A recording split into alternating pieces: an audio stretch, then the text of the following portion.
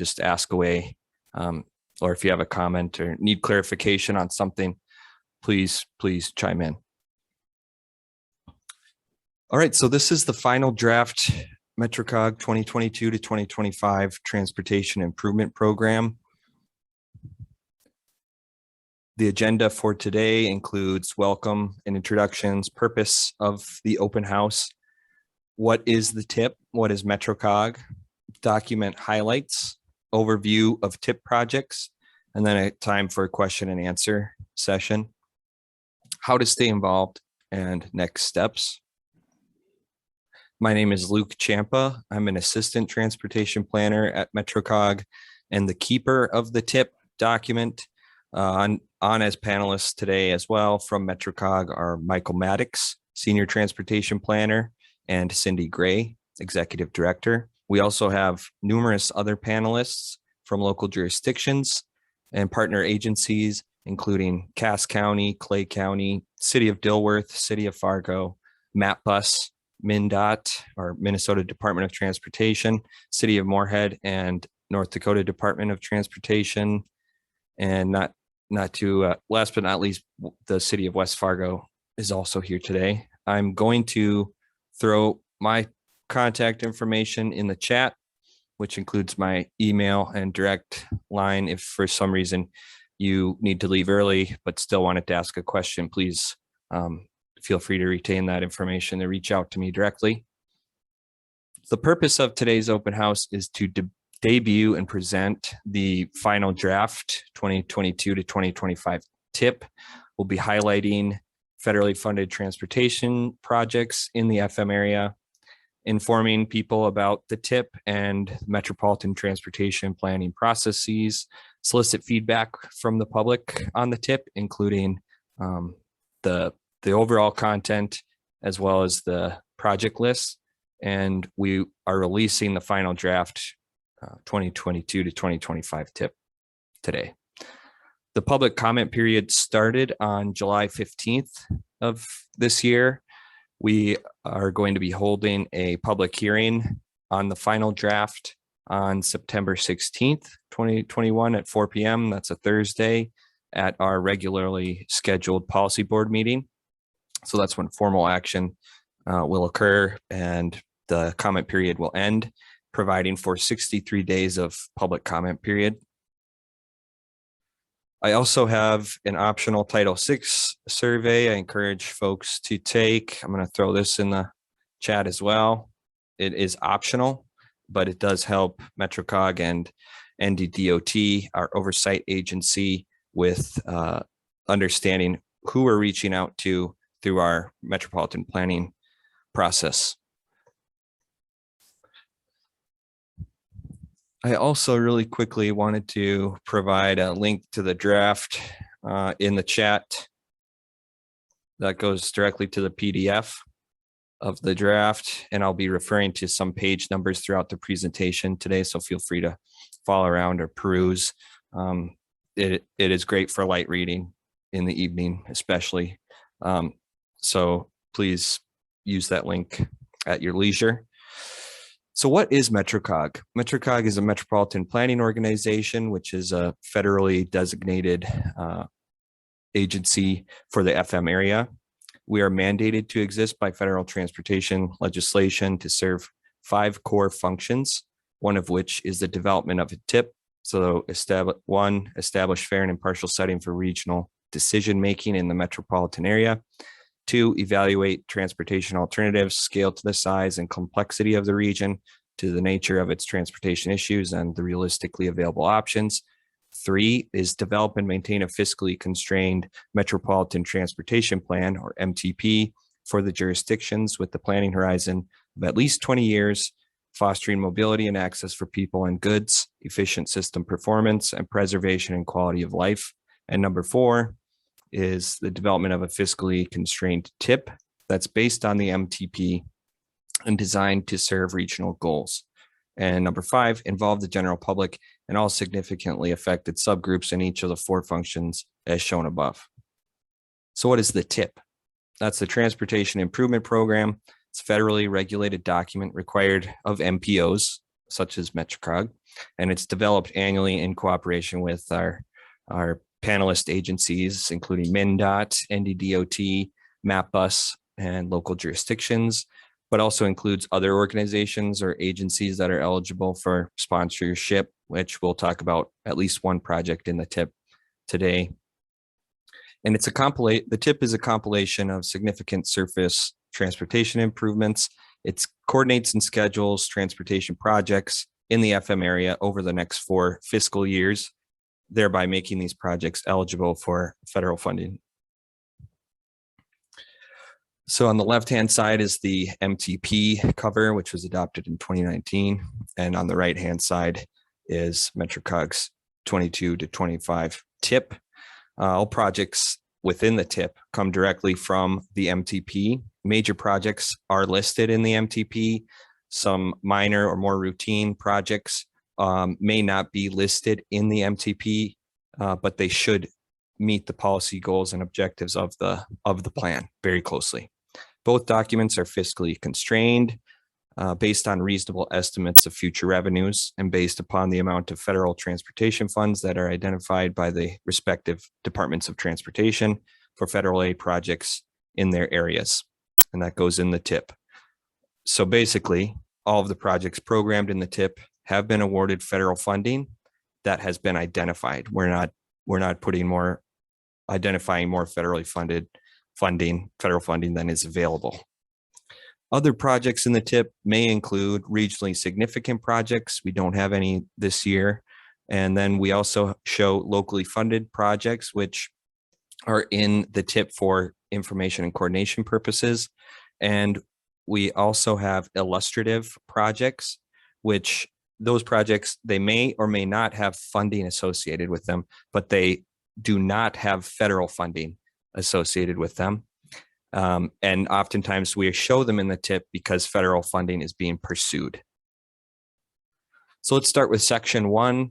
This is the introduction section. You can learn a lot about the tip, MetroCog, the project solicitation, prioritization and selection process, regionally significant projects, illustrative projects, advanced construction projects, and self-certification.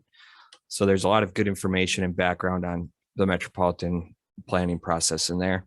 The tip development timeline started last year. Around the October time is when the end year solicitation typically occurs, where the DOTs ask for projects and local jurisdictions submit those projects through MetroCog to the DOTs. And then we find out earlier the following year about what projects are awarded. And that kind of kicks off the release of the draft STIPs, or State Transportation Improvement Programs, in the May or June timeframe.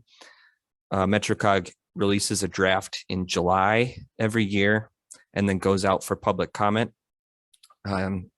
We usually, I think minimally, we can have a 30-day public comment period, but we usually extend it from July till September, when final action takes place on the tip. And then our tip is sent to both MnDOT and NDDOT to be included in their STIP, and that is forwarded on to Federal Highway and Federal Transit Administrations for their review and approval. We're dealing with projects that are based on federal fiscal year, so it's not to be confused with MetroCog's fiscal year, which is a calendar year, or the state fiscal years, which start July 1st. The federal fiscal year will start October 1st, federal fiscal year 2022. So the states, as you can see, are already in state fiscal year 2022. But what's important for the tip, I should go back, is the federal fiscal year. The tip is guided by not only the Metropolitan Transportation Plan, but other key documents that MetroCog develops, including the Intelligent Transportation Systems Plan, the Metropolitan Transit Development Plan, Metropolitan Bikeway and Pedestrian Plan, and the Public Participation Plan. Section 1 also This was new last year, but it will be continuously updated as we learn more about what's called a Transportation Management Area, TMA designation. And this will impact project solicitation, prioritization, and selection. So currently, federal funding is administered through the State Department of Transportation based on preliminary 2020 decennial census data that was released last week or 2 weeks ago. MetroCog's urbanized area, UZA, population is 216,000, which exceeds the 200,000 population threshold, which would designate our UZA a transportation management area. And this would change the way in which MetroCog receives, and the FM area receives, certain federal highway and federal transit administration funds through what is called a direct allocation, which would put the responsibility of administering those federal funds solely in the hands of MetroCog. And this would impact a few of the federal funding programs, but not all of them. And essentially, it would mean that rather than the state administering those funds as a TMA, those funds would come directly to MetroCog to conduct the solicitation, prioritization, and the selection process. And currently, we send projects to NDDOT and MnDOT to administer and balance their program, and they have the ultimate selection of projects. You can also see our metropolitan planning area in the black bold boundary there. The magenta line boundary is the urbanized area. That's where the population is now preliminarily at least above 200,000. Section 2 is also important if you're curious about just your neighborhood or where you travel most often. You can look up projects by location, and these are listed by the unique MetroCog ID number, and then they are displayed in certain colors for project year. So this is the urbanized area map, metropolitan planning area map. And this is a map of our locally funded projects, which are included for information and coordination purposes only. And it does also include illustrative projects. And remember, those don't have federal funds associated with them at the moment. Section 3, starting on page 33, this is really the meat and potatoes, so to speak, of the TIP, the detailed project listings. This is where every project that is receiving federal funds is listed in great detail. So we do have a how-to guide that kind of explains what we're looking at in these tables, because there is a lot of information, and it isn't the prettiest thing to look at, but there's a lot of great information. I think of utmost importance is the total project cost estimate, the federal revenue source, which lists the source. In this case, it's showing federal interstate maintenance funds. And then the other revenue source is a state or local, sometimes both, match that is required for those federal funds. And the match for federal funds can range from 50% to 0%, but it's based on the program. Every year is laid out the same. It starts with a project map, locate projects, and those are displayed by typology or project type. And then the tables are all in the same order. Typically starts with transit projects, Moorhead Transit, Fargo Transit projects, City of Fargo projects, City of Moorhead projects, City of West Fargo projects, City of Dillewaer's projects, North Dakota Department of Transportation projects, Cass County, MnDOT, Clay County.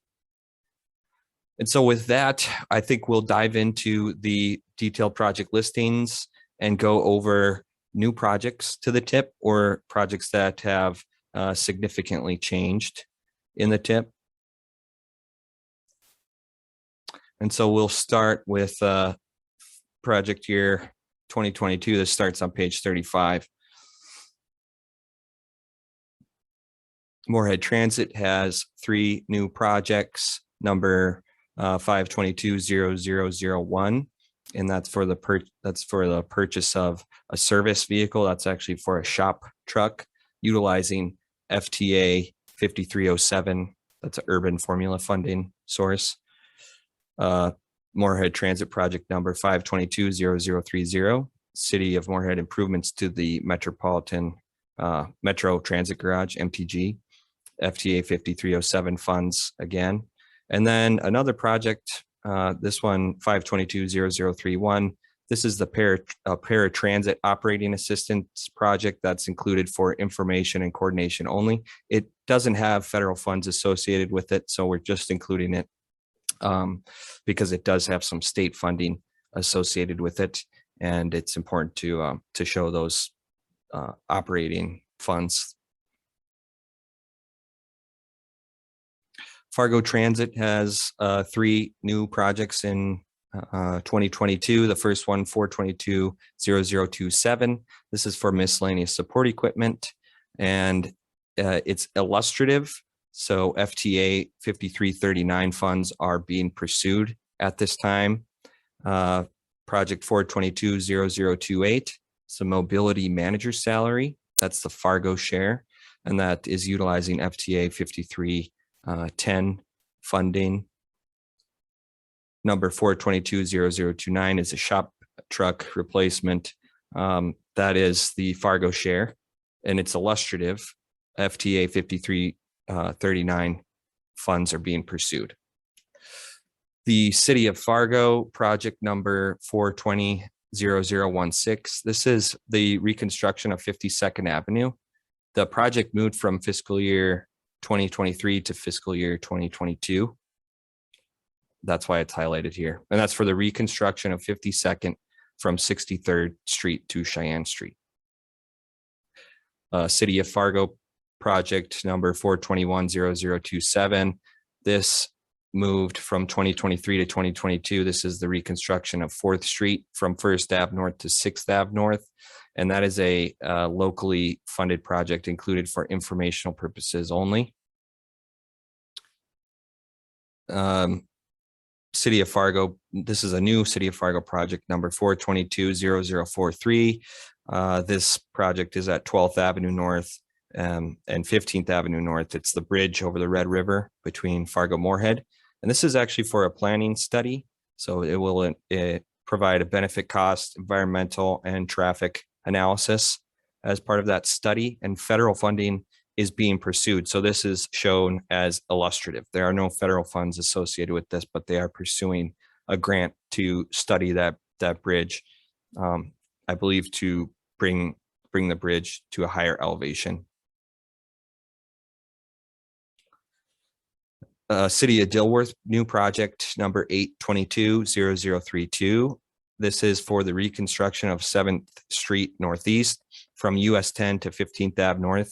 That roadway would go from a rural cross section to an urban section with curb and gutter, and would also connect bicycle and pedestrian facilities. There's a shared use path on the east side of the corridor currently, and that would extend the length of the corridor. And this is a locally funded project, so it's included for information and coordination only, but the City of Dilworth is receiving a state grant for the part of that project, which we're excited to see. Project number 916-2665 is a rehab project on I-94. It moved from 2021 to 2022. That's a NDDOT project. 916-2667 also moved from 2021 to 2022. That's another rehab project on I-94. Project number, let's see, what am I looking at here? I apologize. What did I circle there? I think this says 921-0007. This is a safety project on I-94 from 42nd Street to I-29. That's for a concrete median barrier. and that moved from 2021 to 2022. Another project on I-94. This one, the project limits changed. So they've been updated to the West Lynchburg interchange to the East Kindred interchange. And this is a high tension cable median guardrail project. It's a safety project utilizing federal HSIP funding. And I should note that because the project limits changed, the cost estimate went from $6 million to just under $4 million. Right. New project number 922-0028. This is on I-29 at the County Road 20 interchange for the installation of new high mast lights. And that's receiving federal interstate maintenance funds. New NDDOT project 922-0034 on I-94. This is near West Fargo and the US 10 interchange for median crossovers and ramp connection, utilizing federal interstate maintenance funds. A new NDDOT project number 922-0037. This is to upgrade some lighting to LED fixtures. So at I-94 and US 10 interchange, I-94 and 9th Street East / Veterans Boulevard interchange, I-94 and Langer Avenue near Castleton, and I-29 at 76th Avenue North, and I-29 and 38th Street South. So a few locations for that project. A new Cass County project number 122-0036. This is bridge replacement on County Road 15 over Drain 14. It's shown as a information or a locally funded project included for information and coordination only. That's for the reconstruction of that bridge. New MnDOT project number 822-0033 on Minnesota 336. This is from I-94 to US 10, and it's for rehabilitation, so concrete pavement repair and grinding on Minnesota 336, and it's utilizing federal coronavirus response and relief Supplemental Appropriations Act funding, which is 100% federal cost share. So that's why there's no local or state funds associated with that one. Clay County, this project number 221-0031, it moved from 2023 to 2022, and it's on County State Aid Highway, folks' favorite acronym, CSA 2, through the city limits of Comstock. And that's for an urban reconstruction of that roadway. And we are including it for information and coordination purposes only. And a new project for Clay County, number 222-0040. This is on CSA 1 from CSA 20 to CSA 26. And that's for grading and a bridge replacement. The bridge replacement is near CSA 26 on the northern end of that project. And this is included for information and coordination only. We'll move right along to 2023 projects. The first one being a new project for West Central Minnesota Communities Action, Inc. This is one of those agencies that was eligible for federal funds. And in this case, they received mobility management funding through FTA 5310. And they provide disadvantaged individuals, including disabled, elderly, military veterans. They provide them with resources to use Clay County rural transit providers and options. So they help people get around rural parts of Clay County, and they do serve part of our planning area. Moorhead Transit has two new projects, 522-0029, purchase of one Class 300 gas vehicle and related equipment. That's a tap ride vehicle, if I'm not mistaken. Moorhead Transit project number 5220032. That's that operating assistance, locally funded project that's in there for information and coordination only. Fargo Transit has this project number 4210003, which is a capital purchase for a fixed route bus, replacement bus. It actually moved from 2024 to 2023. And I should note that it has a pending designation, which means that if it is not funded in 2023, it will be funded in 2024. And that's based on the availability of federal funds. Another thing to note on that project is the federal funding source is not an FTA funding source. It's actually a federal highway STBGPU funding source, which both MnDOT and NDDOT have more recently started flexing federal highway dollars to replace transit vehicles and make capital purchases to keep transit operating in a state of good repair, which is a major goal for MetroCog, and we appreciate them flexing federal highway money for that. City of Fargo project number 4210028. This is the reconstruction of 4th Street again. It moved from 2024 to 2023, and the project limits for that one are further north from 6th Ave North to 9th Ave North, and that's included for information only. A new City of Fargo project number 4220003. This is at Bison Village, 10th Street North, from 32nd Avenue North to 36/37th Avenue North. That's for the construction of shared use path facilities, and they receive federal transportation alternatives or TA funding for that project. A new City of Fargo project number 4220004.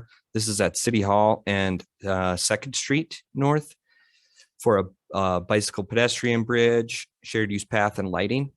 And they receive federal urban grant program funding, which is administered through NDDOT.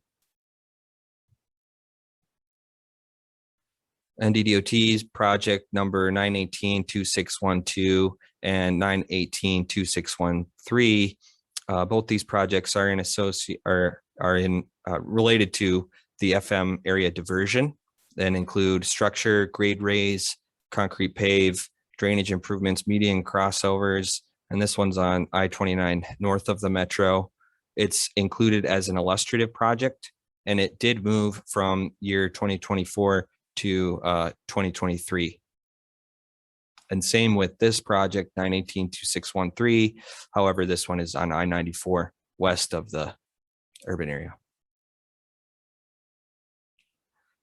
Project numbers 919-0025 and 919-0027. These changed in improvement scope. They were listed as rehab projects, but they've been upgraded to reconstruction projects, and the cost estimates changed from just under $3.75 million each direction to $8.2 million each direction, and those are utilizing federal interstate maintenance funds on I-94. Project number 921-0005. This is the project limits were defined. They originally were from the Fargo district to the Grand Forks district, but they've been changed to County Road 20 to south of Vargasville interchange. And that's for high tension cable median guardrail. It's utilizing federal HSIP, Highway Safety Improvement Program funds. And the original cost estimate, because the project limits have shrunk quite a bit, the original cost estimate was 10.3 million, and now it's coming in at just over 2 million. And also related to that project is a new project 922-0039. This is on I-29 from south of Vargasville interchange to the Gardner interchange, another high tension cable median guardrail project utilizing HSIP, federal HSIP funds. Cass County has a few new projects. number 122-0005. This is for Center Avenue multimodal improvements in Horace from Wall Avenue to Nelson Drive. That's for bike ped improvements. They did this in cooperation with the city of Horace. Cass County sponsored that application, and they're receiving federal transportation alternative funds. Similar story for 122-0006. This is for the construction of a shared use path on the east side of County Road 17 from 76th Ave South to 73rd Ave South. Again, Cass County and the city of Horace working together and receiving federal TA funding for bike ped improvements. New Cass County project number 122-0035. This is at County Road 6 from the County Road 17 roundabout to 63rd Street. It's in conjunction with the 52nd Avenue reconstruction, and we are showing it as a locally funded project included for information and coordination only. But this has to deal with the jurisdictional transfer, I believe, in that area. So the roadway will be going from Cass County's jurisdiction to, I don't know if it's city of Fargo or multiple entities in that corner. We can always clarify after. MnDOT project number 822-0031. This is a new project on I-94 from Downer to Fergus Falls, and that's for the installation of snow fence utilizing National Highway Freight Program funding. So we all are very familiar with how snow blows across roadways, and it's very dangerous. So that's an exciting project to see. Clay County project number 222-0041. Again, this is an association with a previous project in the same location in fiscal year 2022. From CASA 20 to CASA 26, this is the paving portion of that reconstruction project, and it's included for information coordination only. All right, we're getting there. 2024 projects, Moorhead Transit. I just wanted to highlight really quickly these, again, the flexible federal highway funding for vehicle replacements. We haven't seen this many in the TIP before. And so it's important to highlight those as being made more available now for transit capital purchases. New project number 522-0007 for Moorhead Transit. This is a purchase of a senior ride van, utilizing, again, flexible STBGPU funding for that. And then at the bottom there, number 522-0033 is the locally funded project for paratransit operating assistance. City of Fargo project number 421-0002. The cost estimate change. This is the reconstruction of 32nd Avenue South in Fargo from 25th Street to University Drive. Cost estimate change from 9.6 million to just over 11 million, and it's utilizing STBGP funding, which I don't know if I mentioned, that stands for Surface Transportation Block Grant Program Urban Funds. City of West Fargo has a new project number 322-0008.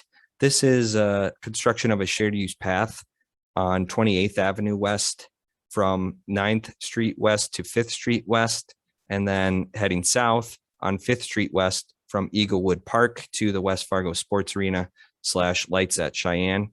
And they receive federal TA funding for that bike and ped improvement. NDDOT project number 919-1007. This is on I-94 East. It's a maintenance project. It was listed as 2022 last year. It's been moved to 2024. Project number 920-0015. This project also moved from 2023 to 2024. That's for concrete paving and widening at the I-29 and 13th Avenue South Northeast ramp. Project numbers 920-0030 and 0032 NDDOT projects that moved from 2023 to 2024 for concrete pavement repair on I-94. project number 921-0009, moved from 2023 to 2024. And this is for concrete pavement repair and mill and overlay on North Dakota State Highway 10.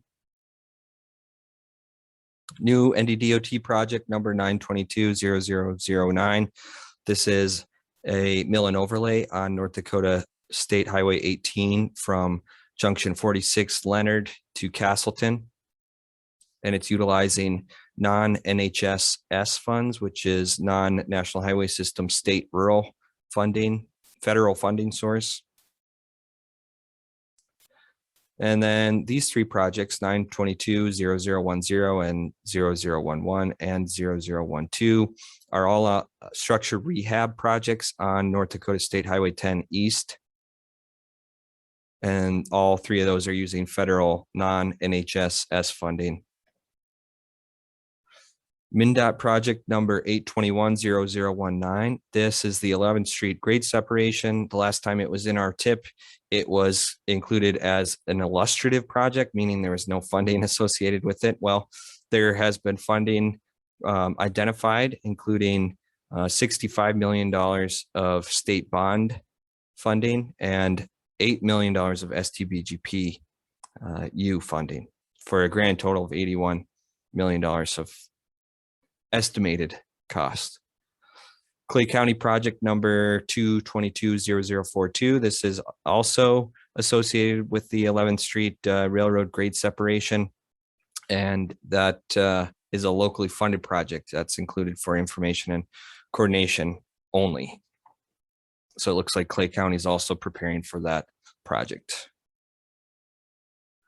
All right, last project here. These are all new projects, so I'll just kind of go down the list here. Moorhead Transit, operating assistance, pretty standard. Replacement of one bus shelter. Also, looks like 2 paratransit buses.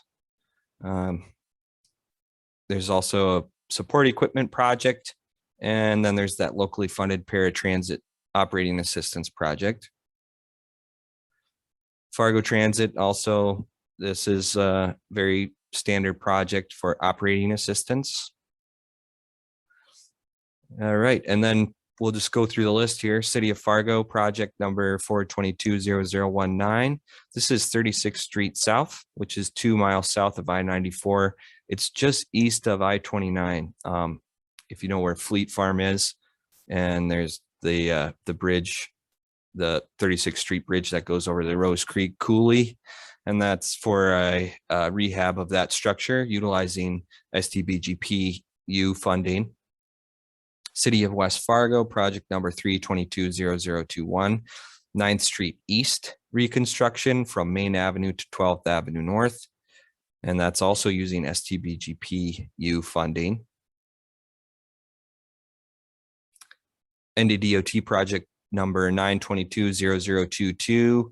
This is the 12th Avenue North and Burlington Northern Railroad Viaduct. That's 1 mile east of I-29. That's for a structural rehab project. And it's listed as pending. So if it's not funded in 2025, it will be funded in 2026, utilizing federal STBGP funding. NDDOT projects 922-0023 and 0024, I-29 North and I-29 South from the Wild Rice River to just north of Main Avenue. And that's for concrete pavement repair, utilizing federal interstate maintenance funds. And projects 922-0025 and 0026. This is the I-94 eastbound and westbound bridge over the Red River, the North Dakota Minnesota border bridge. And then looks like there's a deck overlay each direction, utilizing federal interstate maintenance funds. And NDDOT project number 922-0027. This is on I-29 at 64th Avenue for a new interchange, including ramps, structure, and incidentals. It's listed as pending. And so if it's not funded in 2025, it will be funded in 2026. And that's utilizing federal interstate maintenance funds. And a new project for Cass County, number 122-0039 on County Road 81. from County Road 20 to County Road 32. That's for the reconstruction of County Road 81. And it's included for information and coordination only. Also new it was new last year in an amendment, but continued this year is the lump sum projects. They apply to only the North Dakota side of the MPA, and they include federal, state, and local match for different project phases, including preliminary engineering, right-of-way, and utilities. And this is done to make more efficient and streamline some of the federal funding authorization that NDDOT uses for these different phases.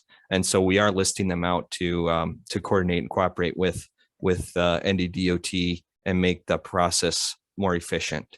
So some projects, they may not be constructed until 2020 or bid or constructed until 2025. However, there may be preliminary engineering right away or utilities phases happening in 2022 that NDDOT may be spending some federal funding on.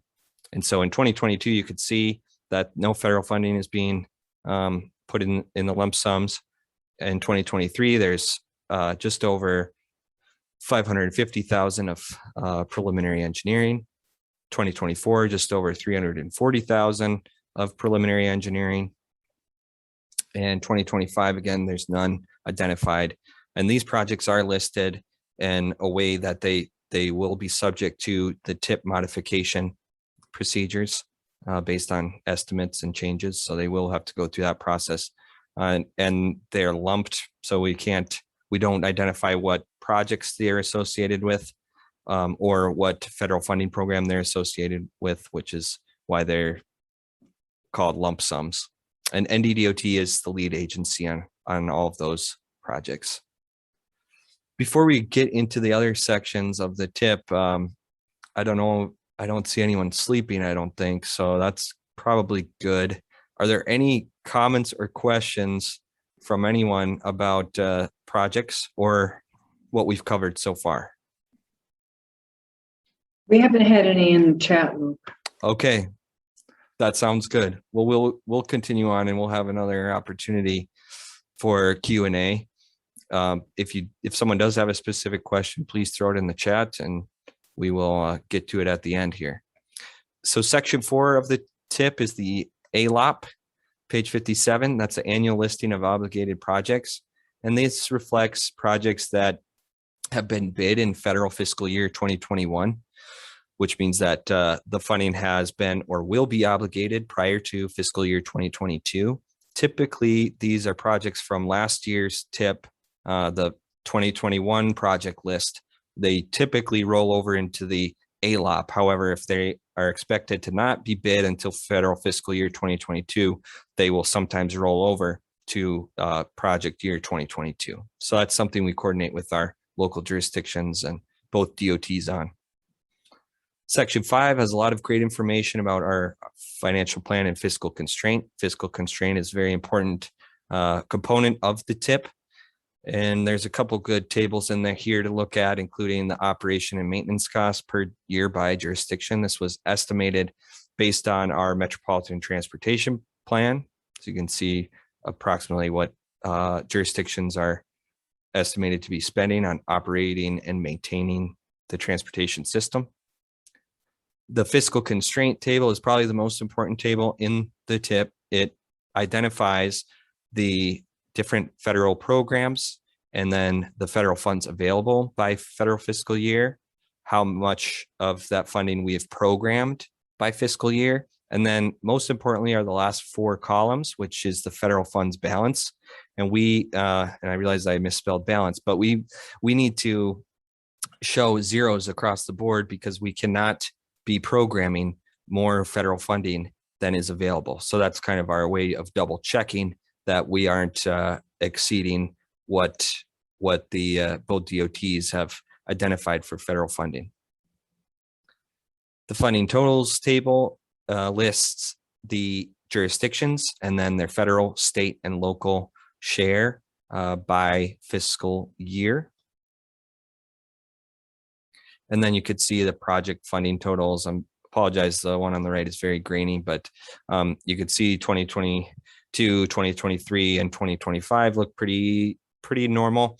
2024, that's where 11th Street grade separation is. You could see the state bond funding pushing that state funding up quite a bit. Another thing that we started doing last year and will continue to do is monitor funding sources that may be impacted by a TMA designation, which includes STBGP and FTA section 5307, 5310, and 5339 funds. And this will be critical information that will lead us through the designation process, so that we can monitor how much we've been, how much has been programmed, and make sure that we're not programming too much in the future, because there is an estimated direct allocation of just over $13.5 million in STBGP funding. And that averages actually right now at about just over 14 million between 2020 and 2022. So it's something we will continue to refine. FTA funding sources have not been estimated yet, as the formulas for those are very complex. Section 6 provides an overview of federal aid programs. This is one of my favorite sections. It starts on page 69, but it lists all federal transportation funding sources and how those funding sources are administered by each state DOT, and also has information about the current solicitation process. So there's really good information in there about funding programs and what they're used for and that sort of thing. Section 7 is the performance measure section, page 83. So it covers our required performance measures and targets and how we're meeting those targets through the TIP process and metropolitan transportation planning process. So the first one is safety performance measure, which is set annually. The second is pavement condition performance measure. That's set every 4 years. We actually set that earlier this year. System reliability performance measure, PM3, is set every 4 years. Again, we set that earlier this year. The transit asset management, TAM, target is set every 4 years. We set that in 2019. It was either 2018 or 2019, but we will be required to reset that one in 2022. Public Transportation Agency Safety Plan, or PTASP, that target is set every 4 years. And that one, again, was set very recently in 2021, I believe at the beginning of the year. Section 8 is environmental considerations, which outlines how MetroCog's TIP is developed in compliance with our Title VI non-discrimination plan. The Title VI plan identifies environmental justice areas, including minority populations, low-income populations. And then this section also addresses air quality. And we are in attainment for national ambient air quality standards. There's a map of the environmental justice factor areas. And we also list projects that are within 1/4 mile or less of those areas. Section 9 is public involvement. It outlines our public participation plan requirements. It also summarizes the public process that we've developed through this TIP cycle. And last but not least, the section 10 is the TIP modification section. This is where we list the modification procedures and requirements and thresholds to change the TIP document, because we do keep this document up to date up until it is a new TIP is approved. And so it's important to document how to go through those processes and make sure we're following all of our laid out requirements there. Any questions about the TIP document?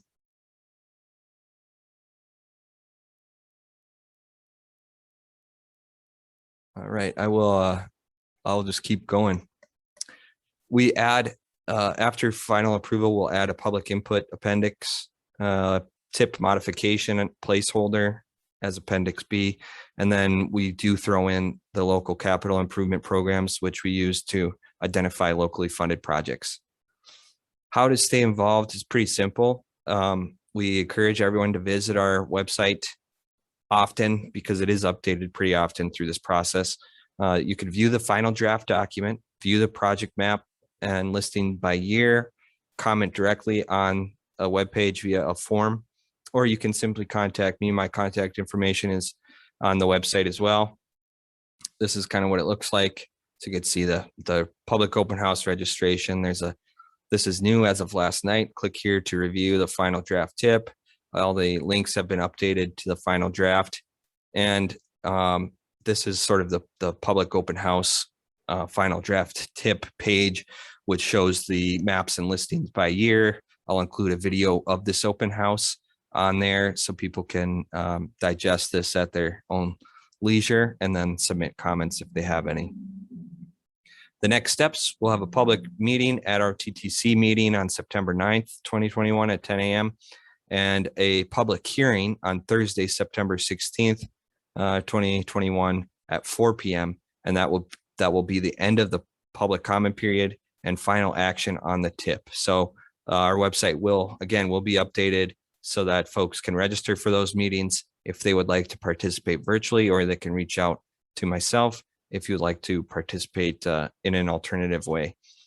I think with that, that's about all I had. So I appreciate everyone coming again, and I will I'll stay on the line for any questions or comments, and that includes panelists and attendees if you have anything. Looks like I have one raised hand from Jason Benson. Go ahead. Yeah, thanks, Luke. I saw you had the I-29 and I-94 projects that are part of the diversion. Mm-hmm. And just so that you're aware, as we go through the private-public partnership, we're expecting that in the next couple of months we'll have the final financial close on that, and we'll start getting their timeline for when other transportation-related projects like the various bridges on our county roads will also happen. So yeah, sometime in the next, I'm guessing 2 to 3 months, we'll start to have a better picture for other transportation related issues with the diversion project, and as far as timing for when those bridges and road raises will happen. Okay, that sounds great. We've been talking about that internally, Jason, about the timing of things, and we would like to include that in the tip in the future as illustrative, just so we know when things are happening and where things are happening. So I put it on my notes to maybe coordinate with you in the next 2 to 3 months on the specifics of those, especially those structured projects are going to be big ones. Thank you. Yeah, great. Thanks. Anything else? We're at 1 o'clock. I apologize. I realize that the tip is not the most exciting document. It can be. It is what you make it. But I hope I didn't talk anyone to sleep. Any other comments or questions for? We do have lots of panelists here, so you can ask away. We don't have any other questions in the chat, but okay. No, I think you did a great job of going through the projects and the tip document. So thanks. Very thorough, and appreciate that. Mm-hmm. Well, that's my pleasure. I'm checking our Facebook Live. There's no comments on there, but people will be able to watch that after this is done as well. So, all right. Well, sorry we couldn't provide you with the virtual lunch, but thank you again for coming, and I hope everyone has a good rest of your day. And feel free to digest this information more thoroughly and reach out to me directly should you have any comments or questions.